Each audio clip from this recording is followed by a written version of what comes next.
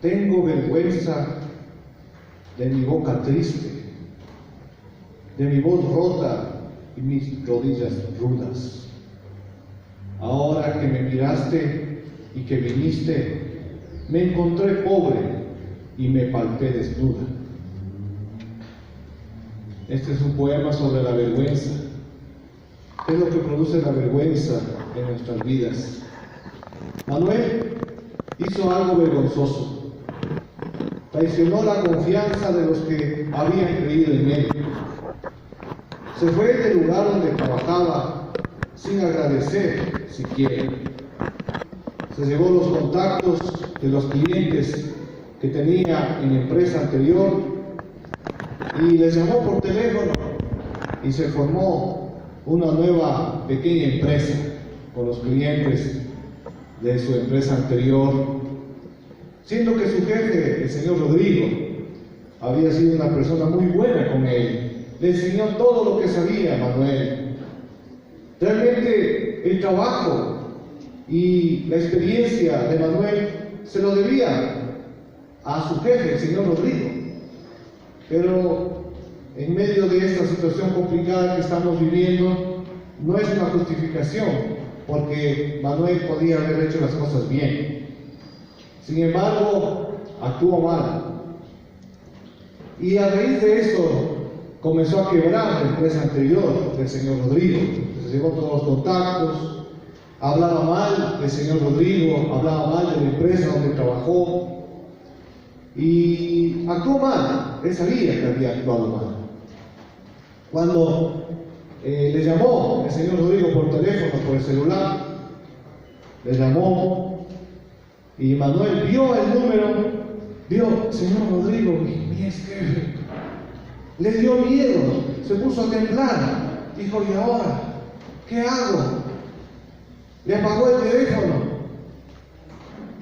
Se entró en pánico. Se fue corriendo, se tropezó, cogió un bus para donde sea que iba. Después, cuando estaba en el bus de camino, dijo, pero no, pues si no me está persiguiendo. Mi jefe, mi ex jefe. ¿Por qué estoy haciendo esto? Solo me llamó por teléfono. Pero la vergüenza nos asusta. Cuando hemos hecho algo malo y es como que alguien nos descubre lo que hemos hecho de malo. Entonces, él dijo, no, voy a cambiar los contactos, voy a cambiar el número de celular para que ya no me vuelva a llamar, ni nada de eso. Un día que estaba en la calle y el señor Rodrigo se topa de frente con el señor Rodrigo, las coincidencias de la vida, ¿no? Que a veces nosotros nunca nos esperamos toparnos con alguien, pero justo con la persona que menos queremos toparnos, a veces nos topamos. Y entonces se puso también asustado, cogió un taxi y le dijo, lléveme a donde sea, y se escapó y se fue. No sabía si el señor Rodrigo lo había visto o no, pero ciertamente él anda asustado, Manuel. Anda viendo siempre, por si acaso aparezca por ahí su ex jefe, por si acaso aparezcan ahí sus compañeros donde él trabajaba. La vergüenza de haber hecho algo malo. Dicen los neurocientíficos, ahora que está de moda la neurociencia, ¿verdad?, que en nuestro cerebro sucede algo con esto de la vergüenza. Dice que estamos con nuestro sistema racional normalmente en nuestra vida, ¿no? Pero cuando se activa algún recuerdo, algún pensamiento que nos causa vergüenza en nuestro cerebro, es como que estamos con el auto, ¿no? El auto está en primera, está en segunda, está caminando, estamos dando una conferencia, estamos hablando con otras personas, puede ser en nuestra casa, puede ser en cualquier lugar, estamos haciendo cualquier cosa. Como que estamos normalmente con nuestro sistema racional, con nuestro cerebro. Pero en el momento que se activa la vergüenza, es como que se aplasta el freno del carro sin embragar. ¿Qué pasa cuando se aplasta el freno del carro sin embragar? ¿Qué pasa? ¿Qué pasa con el carro? Se apaga el carro. Y es lo que pasa en nuestro cerebro con la vergüenza, ¿no? Están estudiando los científicos que es como que se bloquea, se activa un sistema primitivo de huida, de lucha, ¿no? De miedo. Se acaba el raciocinio que estaba normalmente guiando lo que estábamos haciendo y entonces actuamos irracionalmente por la vergüenza. Los efectos de la vergüenza son devastadores. La vergüenza nos aísla de los demás también, ¿no? Porque tenemos vergüenza, entonces ya no vamos a la iglesia. Tenemos vergüenza de algo que hemos hecho. Tenemos vergüenza, en este caso de Manuel, de encontrarse con las otras personas. Se aísla de la familia también. Nos da vergüenza algo que hemos hecho en nuestra familia. Nos aislamos de nuestra familia. Puede ser de nuestra familia extendida, ¿no? Que tal vez no vive con nosotros, pero ya no les llamamos. Ya no le visitamos ni queremos que nos visiten porque hay vergüenza, algo que hicimos en el pasado nos está pasando a factura en nuestro cerebro. La vergüenza tiene un efecto devastador. Y vamos a ver en Génesis 3, versículos del 8 al 10.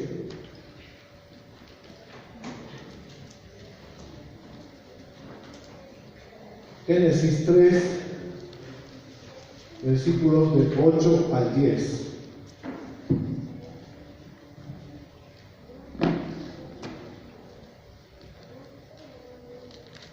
Lo que dice la palabra de Dios. Génesis 3, del 8 al 10.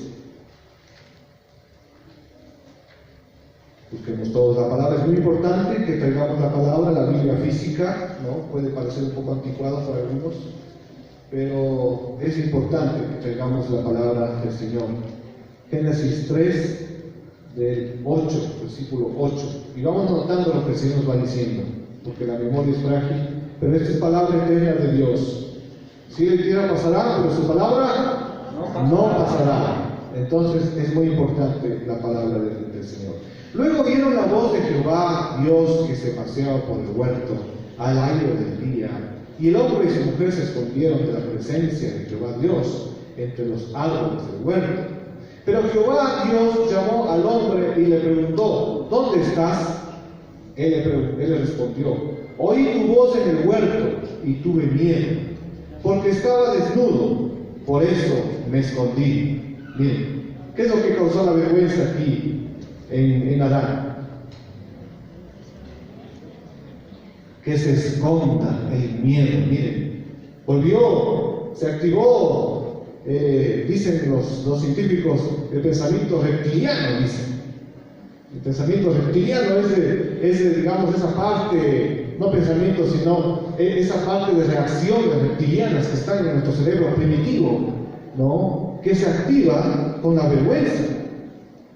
Entonces, el primer pecado del ser humano causó vergüenza, alejarse de Dios, esconderse de Dios. Qué ironía, ¿no? Y qué contradictorio también. ¿Quién se esconde de Dios? ¿Alguien ha podido esconderse de Dios aquí? No podemos escondernos de Dios, pero miren lo que hace la vergüenza de nuestro pecado. Nos hace pensar y nos hace creer que podemos escondernos de Dios. Y también nos escondemos de los demás, nos aislamos. ¿Y cómo vamos a salir adelante de los problemas que estamos teniendo si estamos solos? ¿Sí ven? Como el círculo va destruyéndonos cada vez más. Sentimos vergüenza, nos alejamos de Dios, dejamos de ir a la iglesia, dejamos de buscar ayuda con otros cristianos, nos aislamos, tenemos vergüenza, nos hundimos cada vez más en el pecado. El diablo sigue destruyéndonos, comienza a acabar con nuestra vida. Es un círculo. ¿Dónde está la respuesta para la vergüenza? Le he puesto a este mensaje el antídoto contra la vergüenza. El antídoto contra la vergüenza. Y vamos a ver ahora dónde está el antídoto contra la vergüenza. Acompáñenme, la respuesta está en el Salmo 119. Salmo 119. Al comienzo del culto ya comenzamos leyendo parte de este salmo precioso. Salmo 119. Uno de los salmos más largos, bueno, es el salmo más largo de toda la Biblia, no es uno de los salmos más largos, es el salmo más largo de toda la Biblia. ¿Cuántos versículos tiene? A ver, busquen su Biblia. ¿Cuántos versículos tiene el Salmo 119? 176 versículos tiene el Salmo 119, imagínense. ¿Por qué será un salmo tan largo? ¿Por qué? ¿A qué está dedicado este Salmo 119? ¿Cuál es el tema central del Salmo 119? ¿Cuál es? La palabra de Dios. El salmo más largo de toda la Biblia está dedicado a la palabra de Dios. ¿Por qué será? Por la importancia de la palabra de Dios. El salmo es un acróstico en el idioma original, en el hebreo. Cada una de las letras del alfabeto hebreo forman una sección. El alfabeto hebreo tiene 22 consonantes y en el original, en el texto hebreo, cada una de las estrofas de los versos comienza con la misma letra del alfabeto hebreo. Es decir, en el Salmo 119, ahí ustedes tienen en sus Biblias, ¿no? Hay una palabra ahí en un idioma raro que comienza el Salmo como título. ¿Alguien me puede decir? Excelencias de la ley de Dios, dice el título. Pero después, por lo menos en esta, en la Reina Valera que tengo yo, dice Aleph. Aleph es la primera consonante del alfabeto hebreo. Y entonces en el versículo 1 comienza con Aleph, con la primera consonante, el versículo 2 con Aleph también, y así los 8 primeros versículos con Aleph. ¿Qué le parece? Después en el versículo 9 comienza con la segunda consonante del alfabeto hebreo, como forma de acróstico, con la segunda consonante que es Bet. Y en el versículo 9, en la primera consonante comienza con Bet. Versículo 10 comienza con Bet. Versículo 11 con Bet. Y así, otra vez 8 versículos. Y así, 176 versículos hablando de la palabra de Dios, de lo importante que es la palabra de Dios en nuestra vida. Imagínense. Ahora, ¿por qué serán 8 versículos cada sección de cada consonante? ¿Por qué cree usted? ¿Qué significa el número 7 en la Biblia? ¿Qué significa el número 7 en la Biblia? Perfección. Y si le sumamos al 7 1, es decir, 8, ¿qué nos da? Más que perfecto. ¿Habrá algo más que perfecto? La palabra de Dios es más que perfecta. ¿Qué le parece? Por eso son 8. Es un acróstico que el salmista buscó cada letra. En ese tiempo no creo que había diccionarios, ¿no? Como ahora. Es más fácil encontrar y hacer acrósticos con diccionarios, con los sinónimos. No creo que había Google en esa época, hace miles de años, que nos ayuda a poder hacer este tipo de salmos didácticos. Es un salmo de sabiduría, didáctico, para enseñarnos, para instruirnos.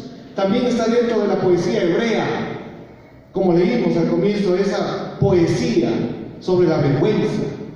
Es decir, es tan importante la palabra de Dios. Y es tan importante también la forma como lo dice. ¿Qué le llega más a usted al corazón? ¿Cuando le dicen una poesía o cuando le dicen en prosa? En prosa es hablar normalmente, ¿no? Como estoy hablando yo, sin usar metáforas, sin usar poesía. Pero miren lo que dice la palabra aquí. Versículo 1, Salmo 119, versículo 1, miren. Bienaventurados los íntegros de camino, los que andan en la ley de Yahvé. Bienaventurados los que guardan sus testimonios y con todo el corazón lo buscan. Con todo el corazón, miren. Pues no hacen maldad los que andan en sus caminos. Te encargaste que tus mandamientos sean guardados con esmero. Ojalá fueran estables mis caminos para guardar tus estatutos. Miren, qué maravilla. Entonces no sería yo, ¿qué cosa? Avergonzado. Otra vez, hermanos, subrayen esa palabra. Entonces no sería yo, ¿qué? Avergonzado. ¿Dónde está el antídoto para la vergüenza? En la palabra de Dios, en guardar y obedecer la palabra de Dios.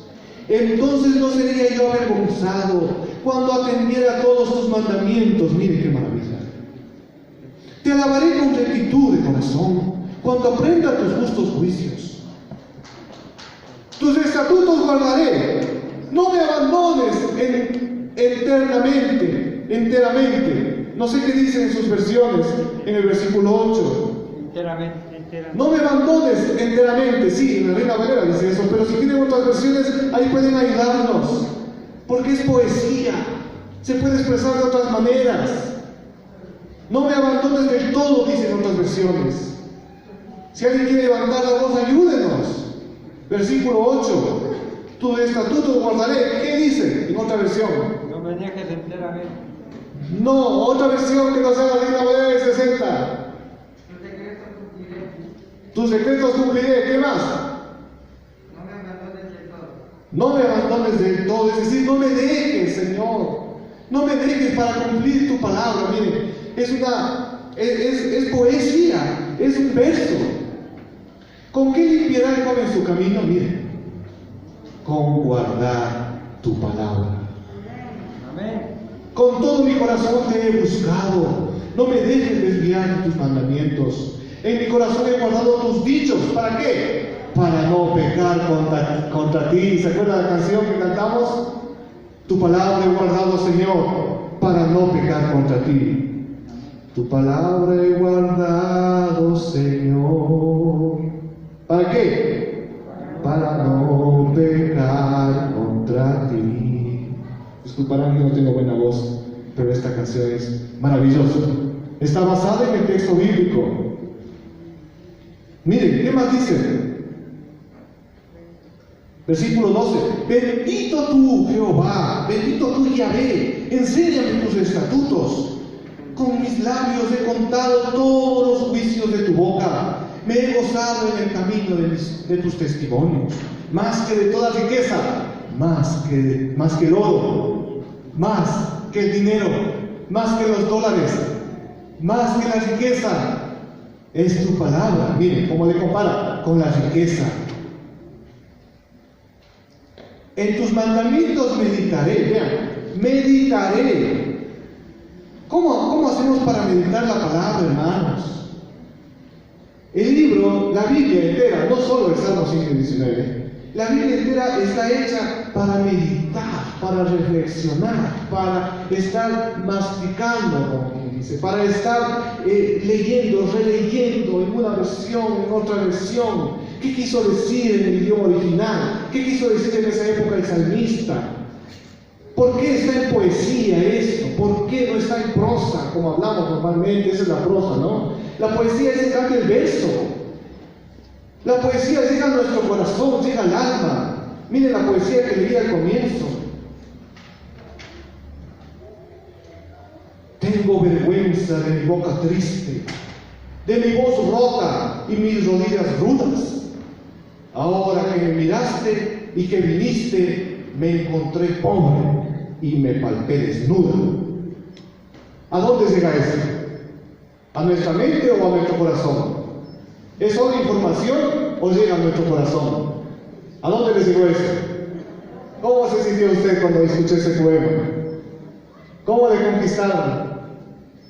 A ver, digan cómo le conquistaron nuestras hermanas, que nos digan cómo le conquistó el esposo, el novio, las chicas, ¿cómo le conquistó?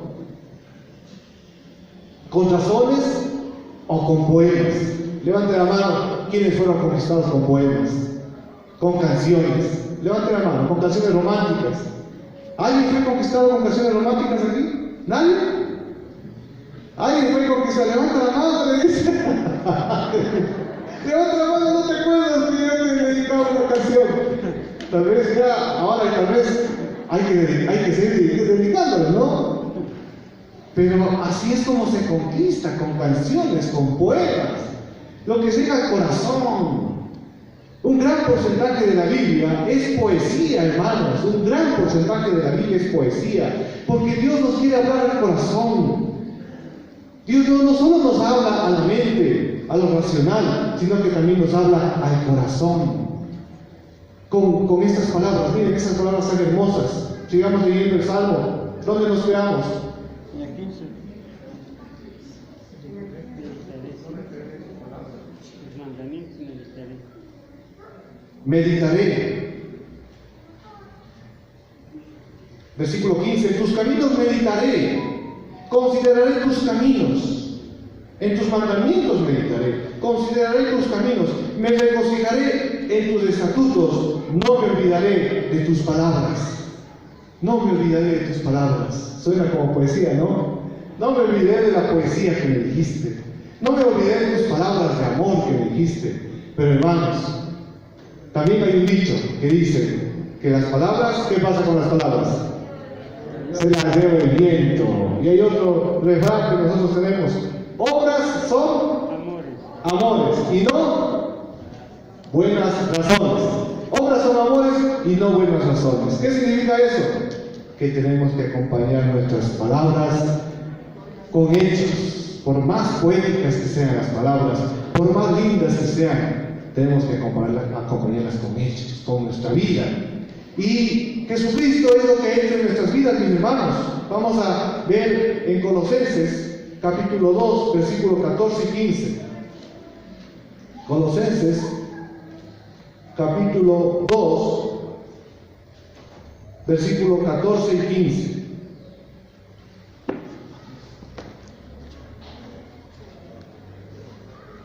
Vamos a ver qué es lo que ha hecho Jesucristo por nosotros.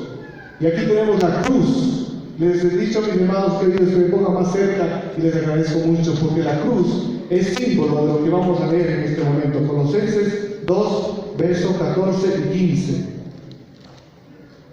Miren lo que dice. Él anuló el acta de los decretos que había contra nosotros, que nos era contraria, y la quitó en medio clavándola en la cruz, la quitó de en medio clavándola en la cruz y despojó a los principados y a las autoridades. Y miren lo que dice: y los exhibió públicamente, triunfando sobre ellos en la cruz. ¿Qué es lo que pasa cuando se exhibe públicamente a alguien? ¿Qué pasa? ¿Qué siente esa persona cuando es exhibida públicamente? Cuando es exhibida públicamente las cosas malas, ¿qué pasa? Le da vergüenza. En otra versión dice: y les avergonzó públicamente a los principados y a las potestades, triunfando sobre ellos en la cruz del Calvario. Amén. Jesucristo quitó nuestra vergüenza a través de su sacrificio y en su desfile victorioso. Aplaudan al Señor Jesucristo. Aplaudan al Señor Jesucristo. Él merece la honra y la gloria.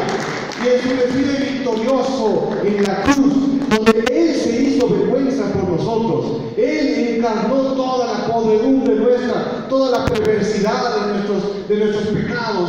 Él se hizo vergüenza, porque fue vergonzosa la muerte de Jesús. Murió como uno de los peores criminales, siendo santo, siendo perfecto, siendo que no cometió nunca pecado, se hizo pecado por nosotros. Mire, se hizo vergüenza por nosotros.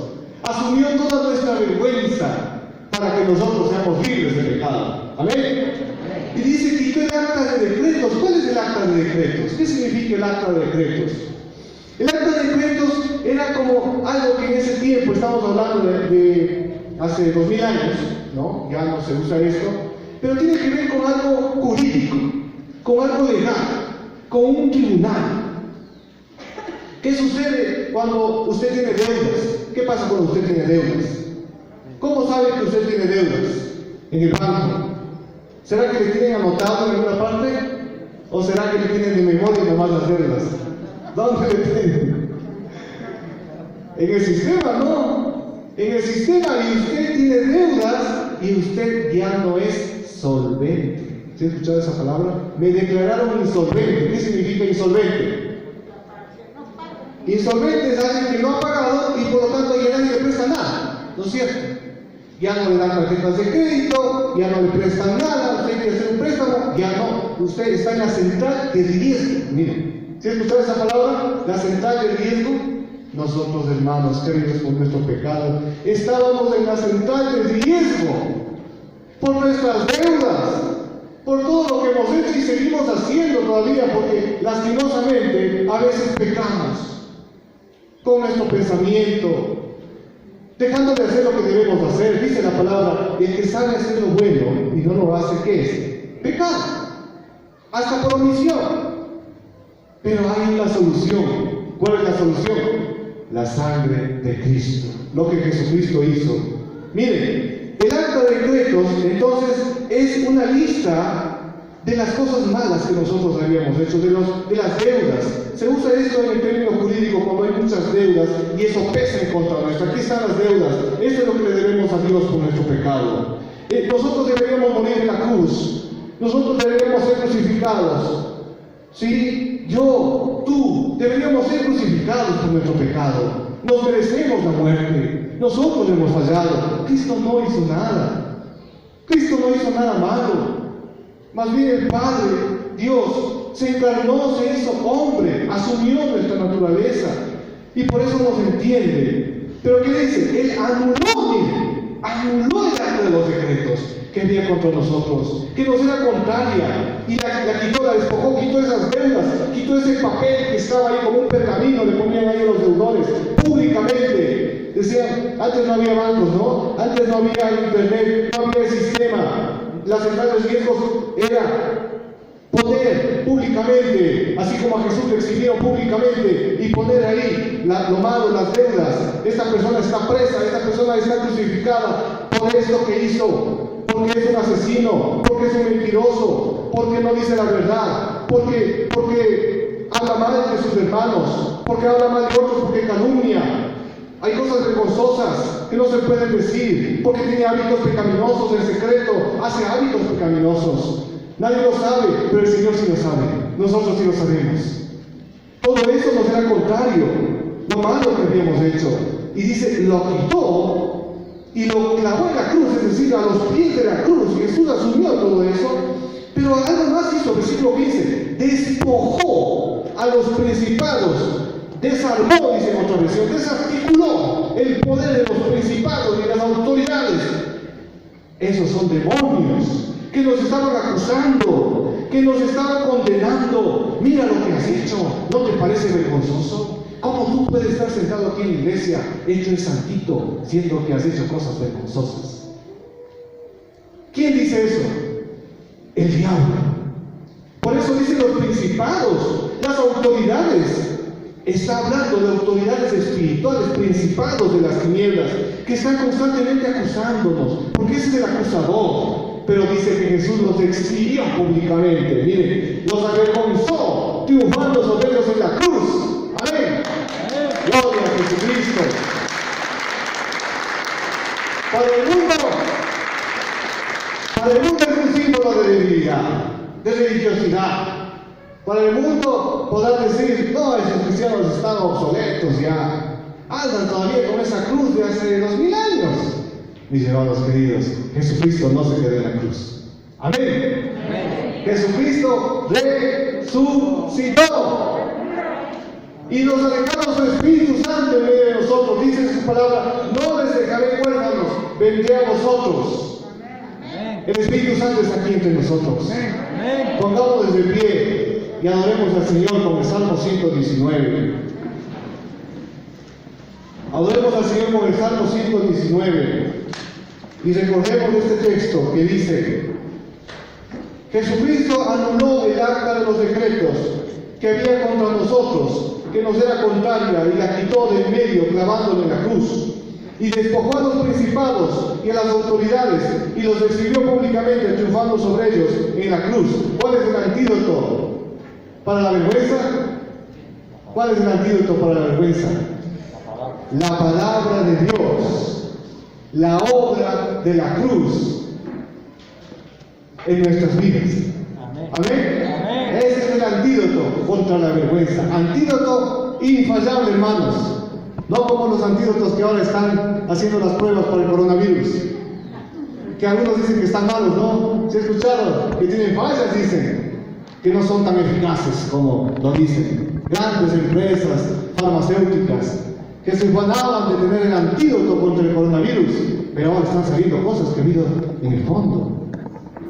Qué vergonzoso, ¿no? ¿No les parece vergonzoso? Pero, ¿cuál es el antídoto que realmente nos quita la vergüenza del pecado, porque nos limpia del pecado y nos ayuda a andar con la cabeza en alto la palabra de Dios.